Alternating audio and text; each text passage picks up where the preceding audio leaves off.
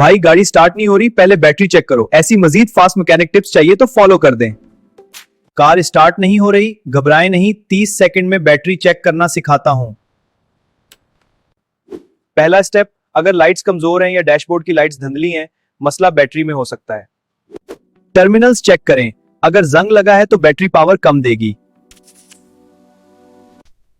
Multimeter हो तो voltage check करें, 12.4 वोल्ट से कम हो तो बैटरी कमजोर है। अगर जल्दी हो तो जंप स्टार्ट कर लें, लेकिन बाद में बैटरी चार्ज या रिप्लेस लाजमी करें।